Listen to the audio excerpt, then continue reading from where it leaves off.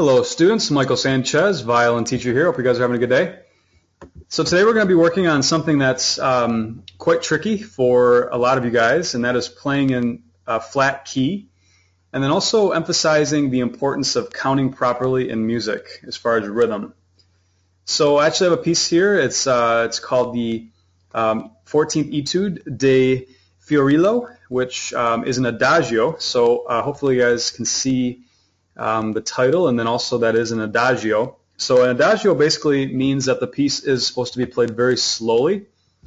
So in this particular piece, you're going to take it very, very slow, and sometimes that's actually harder to count a piece played really slowly compared to a piece that's maybe faster. So you can certainly do it close to perfect, but to get it perfect really takes some effort. So we're going to learn kind of how to tap our foot properly and to kind of how to look at things properly in a piece, especially that's an Adagio today. All right, so let's first make sure that we can actually play in the key of E flat. So I'm actually going to pull up some violin scales today. Resource that's really good if you guys just type in the word violin scales into Google. It's the second listing. It's at theviolincase.com. We are going to find the key of E flat, 1 octave scale today. So we're going to kind of play through this and make sure you guys are able to play in 3 flats. So I'm circling right now the key signature, which indicates that we're going to be playing B flat, E flat, and A flat. For those of you guys that didn't know, if there was another flat, there was 4 in the key signature, it would spell a word, bead, B-E-A-D. So one thing that some people don't know is that if you have 3 flats in the key signature, it's always the same. It's always B, E, and A flat. Some people think it could be different notes that are flat, but it's always the same. If you had 2 flats in the key, it'd always be B and E. If you only had 1, it'd be B. So the very first note of this piece is an E flat. So that's going to not be a normal 1 that we're used to playing on the D string.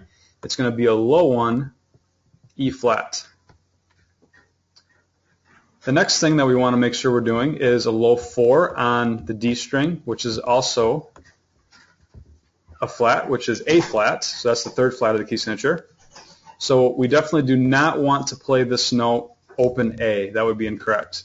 That's definitely a low 4. It should be touching your 3rd finger. Next we have a B flat, which is low. So we're not going to do normal 1. So as you guys can see, there's a low 1 on the D string, low 1 on the A string to play in the key of E flat. And then at the very top of the 1 octave scale, we have E flat, which is low 4. So I'm going to take my another colored pen here and circle which notes were flat, just to really point those out to you guys. So I want to show you guys which notes became flat based on the key signature, B, E, A. So here's E, here's A, here's B, and then E flat is at the very beginning, at the very end of the piece. Raise your hand if that makes sense as far as the notes that are flat in this scale. For those of you guys that are here right now, good, looks like most of you guys, I'm going to show you guys on the instrument, so this can encourage you guys that are listening after the fact to come to the live classes, as I'm able to actually show you guys finger placement exactly on the violin. So to start the E flat major, we're going to do low 1 on the D string, right below the thumb. Make sure that your thumb is still in the natural position, but the 1 is back. F natural, G, these are all whole steps. Then low 4 is going to be our A flat, right next to the 3rd finger. Then we go over to the A string. We play low 1, B flat, C natural, D, low 4. Just like that. So it's actually the same exact finger pattern on both the D and the A string. We have low 1, 2, 3, low 4, low 1, 2, 3, low 4. Same exact finger pattern. All right, let's play through the E flat major scale, which is going to help us in our Adagio piece coming up here in just a moment. Ready, go.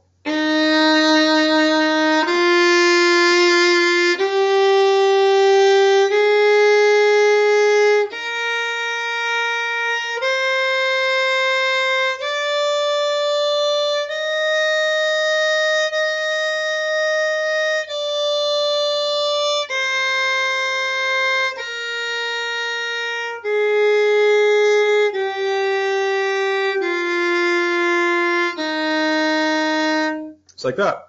And yeah, it would be really good practice to also work on the Adagio, the thirds, which are here to follow. So let's play through those together. I'll go relatively quickly through the thirds. Ready, go.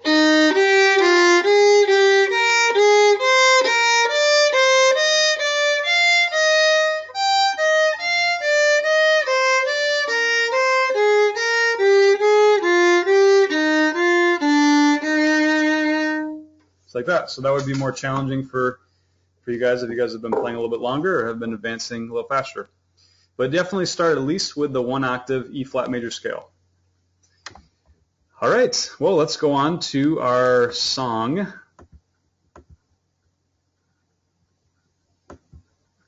Leslie just mentioned if I can mention ways to have clean crossovers, so that's definitely something I will try to remember to cover here. So let's see, we have our piece, Etude Violin, in the key of E flat. So the same thing just applies. Let me just kind of mark up a little bit regarding finger placements and just some reminders in the piece. So based on everything we just saw, the same thing applies here because of the key signature as far as 3 flats. So this note is E flat, low 1. Here, this is a very easily missed note. Students might play that as an open A, but it's actually a low 4 A flat based on the key signature. Right here, this is actually a natural, which means it's not low 1, it's high 1 based on this symbol. Tells us that it's not going to be the natural state of the key signature, it's going to be an exception to the rule. That's basically what a natural symbol means. So that's actually just a normal 1. I wrote high 1, but it's technically just natural. The 2 would be touching right here. For the purpose of this class, we are not going to play the grace notes. Those would be difficult for most of you guys that are 1 to 2 year experience, I think. We're going to X those out.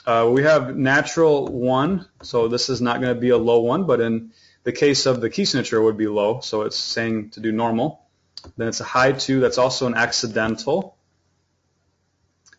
So basically this whole section right here, from actually the box that I'm circling, is really just a natural G major key, just playing G, A, B, C, D, E. Everything else is, actually no, I take that back. This note here is an E flat, but up until there, it was basically G major. All right, and then we go on to the next part. We will have an E flat right here. We have a low 4, that's easily missed. Make sure you guys are doing that. And then this is a symbol that it's touching, so these notes are touching. Okay, let's at least start with that and see how we do. And it's really slow.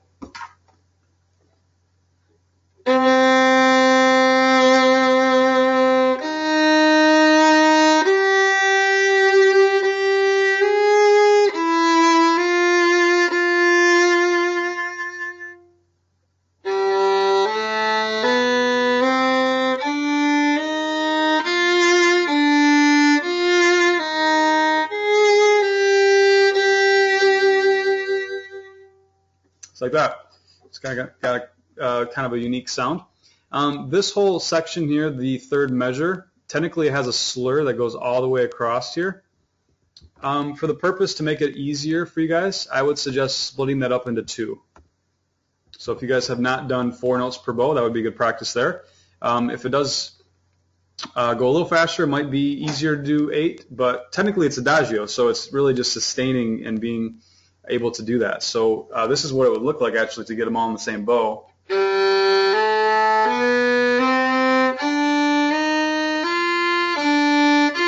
Like that, but that definitely takes some good bow hold tactics to really make sure you can do that and not grabbing too tight and just staying relaxed.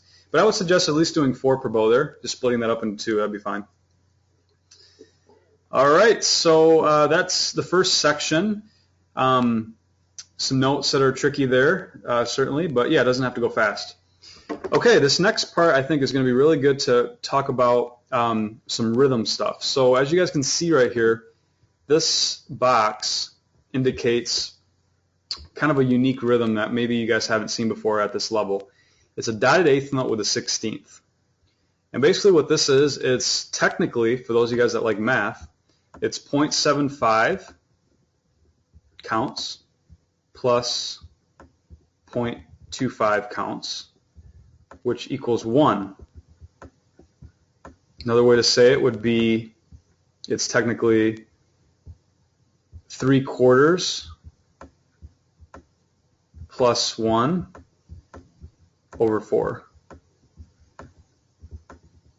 So this, what I boxed here, is actually very similar to 2/8 notes, but it's different in that the first one gets held 3 times as long. So instead of just playing that,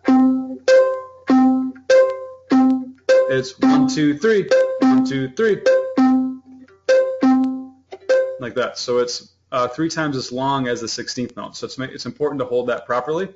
What I actually do when I come up to notes like that is I will actually count to 3, and then I'll count 1 for the 16th note. So that's kind of my counting pattern. Technically, this is called subdividing. To say 3 and to say 1. So I'll show you guys how that kind of sounds as far as the counting. I'll back up.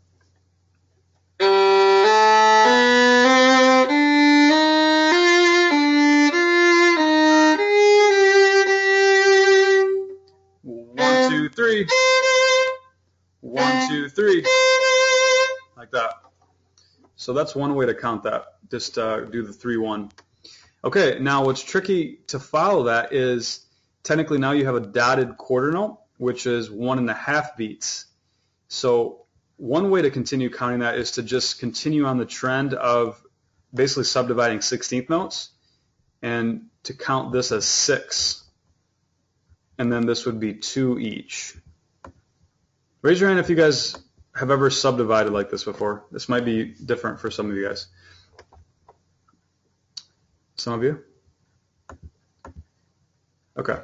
So basically what I'm doing right now is I'm splitting this measure into 16th notes. Every single number that I'm giving you is how many 16th notes you're counting.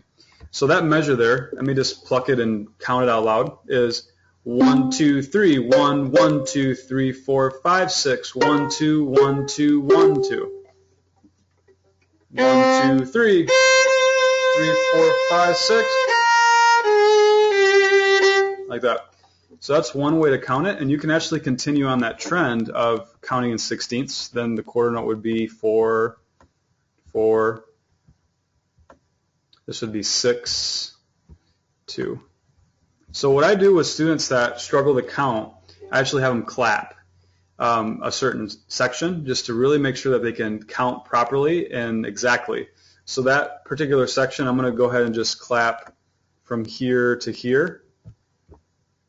So you guys can really see how this is counted. Okay, it's going to be 1, 2, 3, 1, 1, 2, 3, 4, 5, 6, 1, 2, 1, 2, 1, 2, 1, 2, 3, 4, 2, 3, 4, 2, 3, 4, 5, 6, 1, 2, 1, like that. Let me do it again. Well, I'll actually play it this time, but count out loud so you guys can kind of see how it plays and sounds. 1, 2, 3, 3, 4, 5, 6. 2, 3, 4, 2, 3, 4, 2, 3, 4, 5, 6, like that. Raise your hand if you followed me there. Subdividing in 16ths, that really helps. So if you guys did not do that, that would most likely be not quite right with the rhythm. Okay, so let me just maybe go a little bit further. I think we're going to end at this point here, but I want to maybe talk about how to count the rest. So 8th note's going to be 2, 2, 2, 2. Now when we get to this spot, this can be rather tricky. Technically this is a dotted 8th note, which can be counted like we did before. That's not too bad. 3, 1, 3. These two actually, technically because we're counting in 16th notes, those are actually faster than 16ths. So those actually would be half of a 16th note. So it would actually be 1 and right here. 1 and for the 32nd notes. So every time you have 3 bars like that, you can see this right here, 3 bars. This indicates that they're twice as fast as 16th notes. All right, and then the next part, 6, 2, 2, 2, 2, 2. Okay. All right, let's clap it from the section that I started doing the subdividing. Ready, go. 1, 2, 3. 1, 1, 2, 3, 4, 5, 6. 1, 2, 1, 2, 1, 2. 2, 3, 4. 3, 4. 3, 4, 5, 6. 1, 2, 2, 2, 2, 2, 2, 3. 1, 1, 2, 3. 1 and 1, 2, 3, 4, 5, 6. 2, 2, 2, 2, 2. Good, like that. All right, I'm going to play it without counting, see if you guys can follow. Go.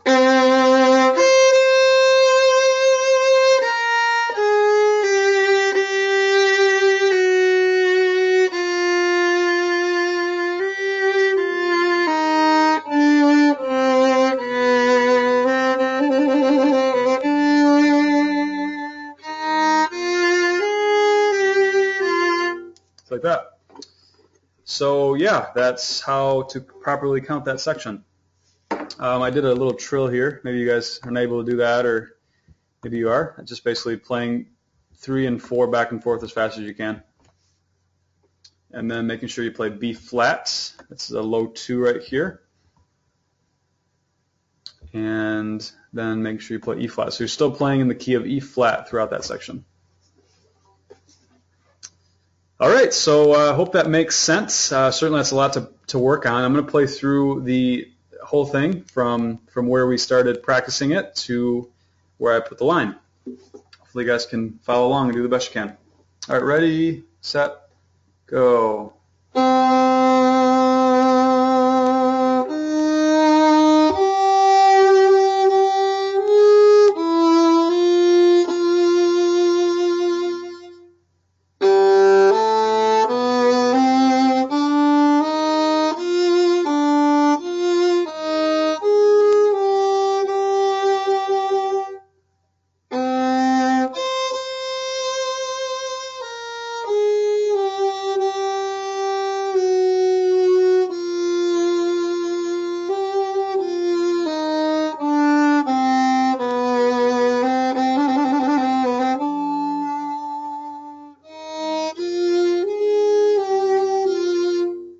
Like that.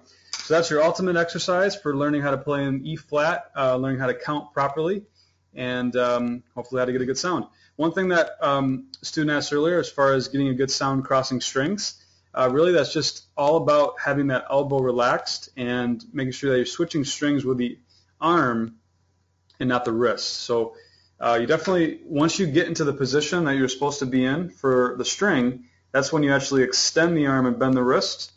But to get to that position where your bow is changing planes, you have to make sure that you're doing that with the shoulder, with the arm, to get to that position as quick as possible. One thing I relate it to is like shifting gears when you're driving a stick. You want to do that really quickly to kind of get to that point, but you don't want to be in between that. You want to be to that next gear as fast as possible. So that's kind of the idea, to get a clean sound when crossing strings. That helps. All right, I'm going to take some questions of students that are here, but I'm going to let all you other guys go that are watching the class after the fact. Please participate in our webinars in the future. We have a lot of great classes that we are constantly helping people learn the violin through. Have a great evening.